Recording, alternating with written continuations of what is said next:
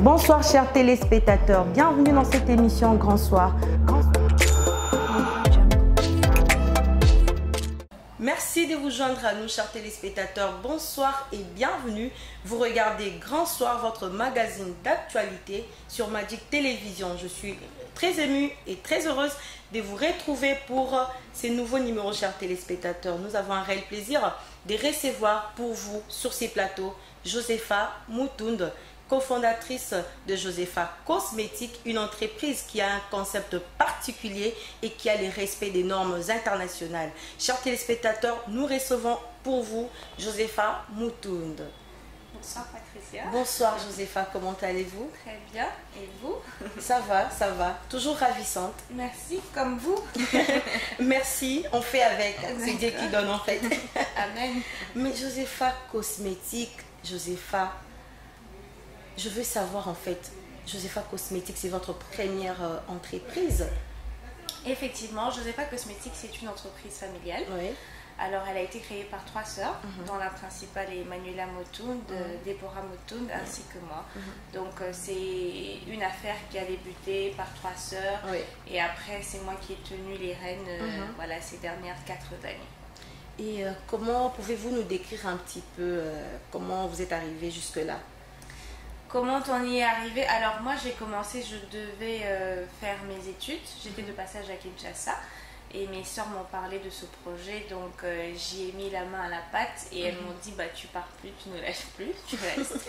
Et je suis restée. Et Josepha Cosmétiques, c'est un institut de beauté donc qui regroupe tous les services qui a trait à la beauté de la femme et surtout c'est une marque de beauté en fait congolaise. Le but c'était de faire une marque de beauté qu'on développe petit à petit, qui permettra à la gente féminine du Congo de pouvoir avoir des produits de qualité et à bon prix en fait. Et pourquoi vous avez entrepris aussitôt?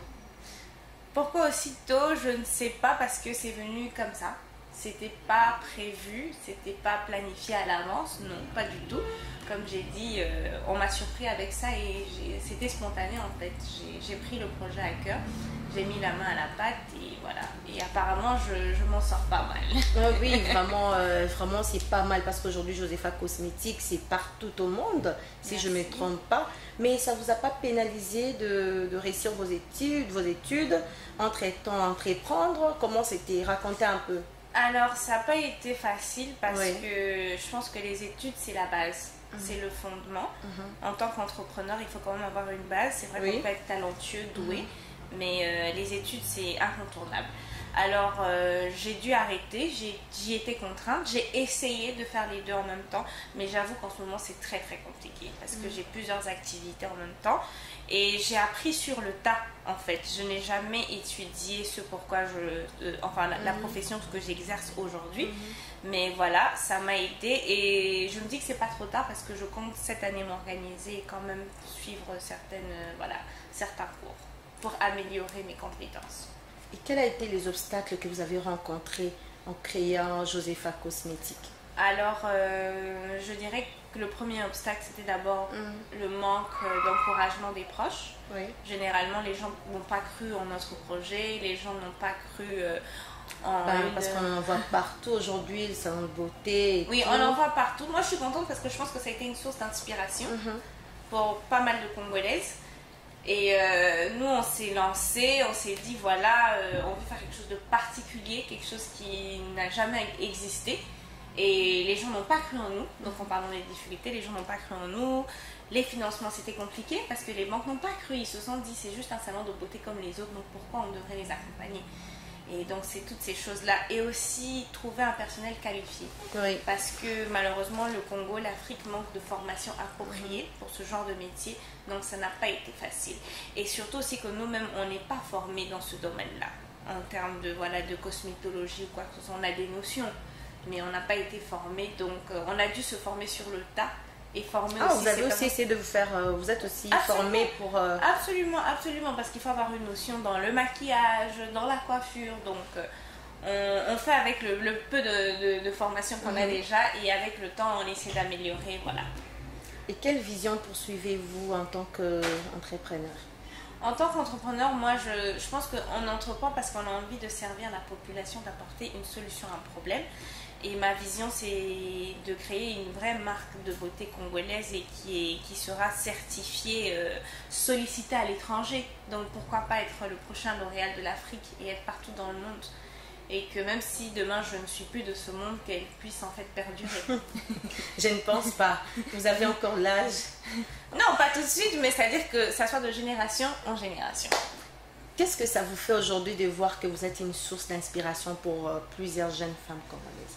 Ça me fait chaud au cœur, ça me fait plaisir parce que moi je me rappelle, j'étais beaucoup plus jeune, je regardais d'autres femmes et je me disais quand je grandirai, j'aimerais être comme elles. Et aujourd'hui, quand on me le dise à moi, franchement, ça me fait chaud au cœur en fait. Je suis étonnée et puis je me dis, bon, ça veut dire que tu fais quelque chose de bien et tu dois continuer, tu n'as pas le droit d'abandonner. Et quel projet vous travaillez actuellement? Sur quel projet vous travaillez actuellement? Pour le moment, on est en train de, on va dire, extendre Josefa Cosmétique. Donc, on est en train de travailler sur ouvrir plusieurs autres. Après, j'ai d'autres casquettes, mais que je préfère garder non, pourquoi garder confidentielles pour le moment. Mais je fais plein de choses. Je suis dans la restauration. Je vous donne quelques... Je vous ai dit tout à l'heure que vous n'êtes plus... moi, je ne vois plus Josefa Moutoun, mais une marque, en fait, qui influence, qui motive plusieurs jeunes femmes congolaises. Pourquoi garder cette casquette? Donc, oui. Pourquoi garder d'autres casquettes? Moi, en fait, mais ce sont elles se relient toutes en fait, parce que c'est toujours de l'entrepreneuriat. Et donc, je suis dans l'événementiel, je suis dans la restauration, je suis dans d'autres petites choses. Donc, voilà. Comment vous faites pour gérer votre emploi du temps? Alors, c'est très difficile. Parfois, c'est chaotique. Mais voilà, je fais avec. Je pense que tout est une question d'organisation. Vous n'avez pas un produit magique que vous prenez pour tenir? Non, non, le produit magique, c'est Dieu, la prière. D'ailleurs, tout à l'heure, voilà, on en parlait, boire beaucoup d'eau, faire du sport. Je pense que c'est ça mes potions magiques. Et quel a été votre plus grand bonheur du lancement? Bon, depuis le lancement, alors... Mon plus grand bonheur, c'était, je pense déjà d'être nominée. J'ai été nominée l'année passée par l'Observatoire des mérites congolais en tant que femme entrepreneur, femme influente du Congo. Ça fait plaisir. C'était décembre 2019, si je me trompe. C'était 2019. Bien sûr, 2019. Non, pas décembre, c'était pas décembre, c'était quand, je crois qu'il y a 2 ans déjà. C'était à FEMAC, c'est ça? Vous parlez des FEMAC? Même pas FEMAC, il y avait un autre en fait. Non, mais c'était l'année passée. C'était l'année passée. Mais c'était en avril. Il y a eu un en avril et puis j'ai eu un autre trophée aussi en décembre. Donc c'était juste, ça m'a fait plaisir parce qu'on se rend compte qu'il y a des gens de l'extérieur qui nous regardent et qui apprécient ce qu'on fait et qui nous encouragent. Donc voilà, je pense que ça, c'était l'un des meilleurs moments depuis qu'on a ouvert. Ça m'a fait beaucoup de plaisir. Bon, et j'en passe, il y en a plein d'autres. Le retour de la clientèle, des personnes comme vous qui m'approchaient, qui me disent on aime ce que tu fais, tu es un exemple pour le Congo. Je pense que ça c'est quelque chose de, voilà, c'est magnifique en fait, ça fait plaisir. Et comment avez-vous fait pour vous distinguer de la concurrence? Je pense Qu'est-ce que vous faites jusqu'à présent? Il n'y a pas grand chose à faire, c'est avoir de la passion pour ce qu'on fait, c'est-à-dire le faire avec tout son cœur. Je pense que ça change tout. Ça change tout. Maintenir le cap, être constant dans le travail. Il ne faudrait pas qu'aujourd'hui le service soit bon et demain qu'il soit médiocre. Donc ça demande beaucoup de rigueur et on s'attelle à ça. Je pense que ça fait toute la différence. Est-ce que vous nous dites aujourd'hui que Josefa Cosmétique connaît que de bonheur, ou bien il y a un moment donné que vous étiez coincé, si je peux me le dire? Pouvez-vous nous raconter un peu comment ça s'est passé? C'était quand Alors, il n'y a pas que du positif, il y a de la négativité. Et il y a des moments de crise. Il y a des moments où tu as un personnel sur qui tu comptes, peut-être t'abandonne pour telle ou telle raison. Il y a des moments où les affaires ne marchent pas comme on s'y attend. Et il faut peut-être faire un gros achat, il faut faire une grosse sortie d'argent. Donc il y a des moments où c'est dur, mais on n'a jamais eu à mettre la clé sous le paillasson. Et donc pour ça, je dis merci à Dieu. Je rends vraiment grâce à Dieu parce qu'on a connu d'autres personnes qui sont venues, qui ont ouvert à côté de nous, mais on est les seuls pratiquement qui sont restés là et qui tiennent jusqu'aujourd'hui. Et Josefa Moutoun a aussi des modèles qu'elle considère en Afrique et au-delà? Oui, je pense que je considère pas mal de personnes, je m'inspire de pas mal de personnes. Je vais parler en Afrique dans l'entrepreneuriat, S'il y a une jeune femme que je dois féliciter, c'est Nana Wax, qui est dans la confection de vêtements. Je ne la connais pas personnellement, mais j'aime beaucoup ce qu'elle fait parce que je pense qu'elle est vraiment rigoureuse dans son travail. Elle s'est lancée et aujourd'hui on parle d'elle partout. J'aimerais parler aussi de Laetitia Lokondo, qui est une amie, qui est styliste. Elle a commencé son métier, je pense, il y a quelques années, et elle travaille avec des artistes comme Kanye West, Beyoncé, et c'est une Congolaise, donc je pense que ça c'est vraiment une fierté. Et il y a Oprah Winfrey, bien sûr, il y a Michelle Obama, et puis il y a Barbara Kanam, bien sûr, qui est ma soeur aussi, qui est un exemple de réussite pour le Congo, et qui fait ma fierté, donc ce sont ces personnes-là qui m'inspirent. Et on observe depuis peu un engouement de jeunes entrepreneurs, des startups qui émergent partout en ces moments. Quel regard vous portez par rapport à ça?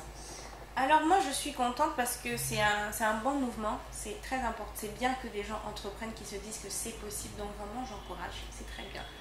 Il faudrait juste que tous ces gens-là qui commencent puissent aller jusqu'au bout. Et ceux qui commencent et échouent? On est tous passés par là.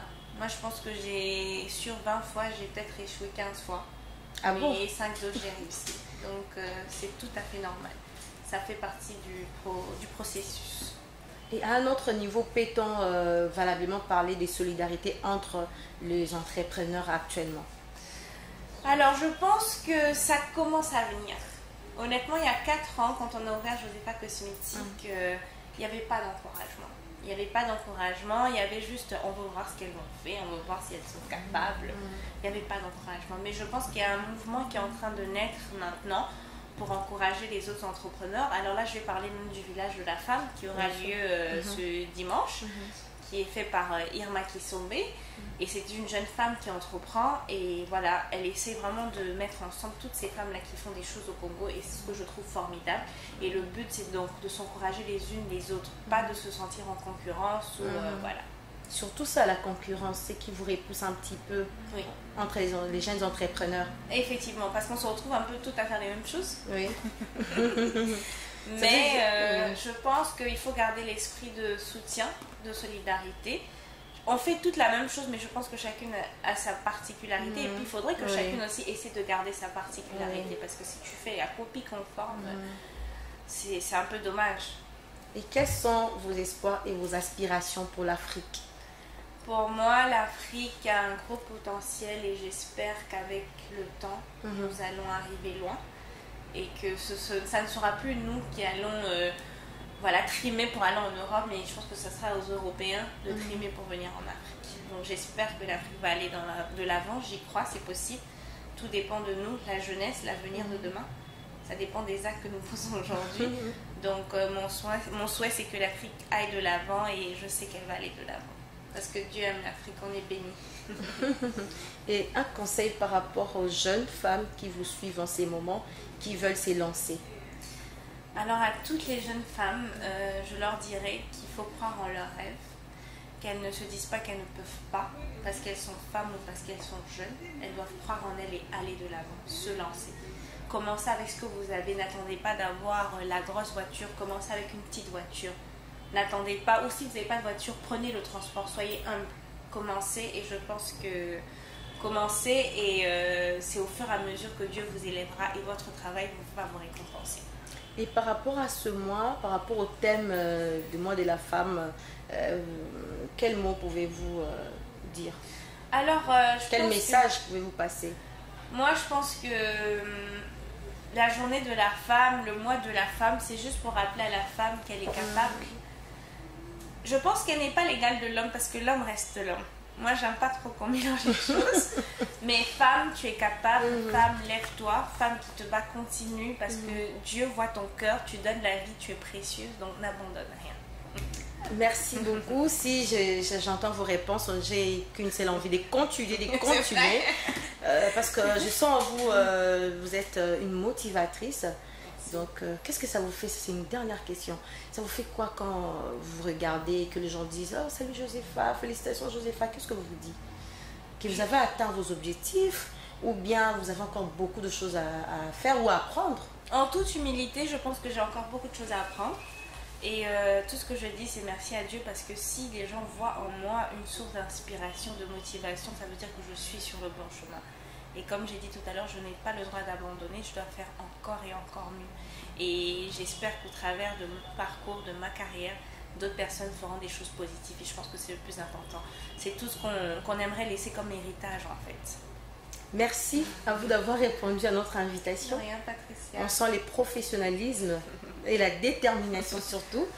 Merci et continuez comme ça. On est là pour vous soutenir. Déjà, moi, je me fais coiffer belle. Merci. Je ne suis pas cosmétique. Merci. Donc, merci à vous d'être là ce soir. Chers téléspectateurs, nous sommes arrivés pratiquement à la fin de cette émission.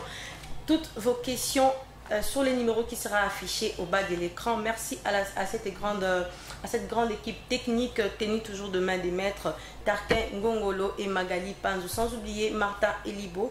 Merci à vous et on se retrouve prochainement sur la même chaîne. Au revoir. Bonsoir.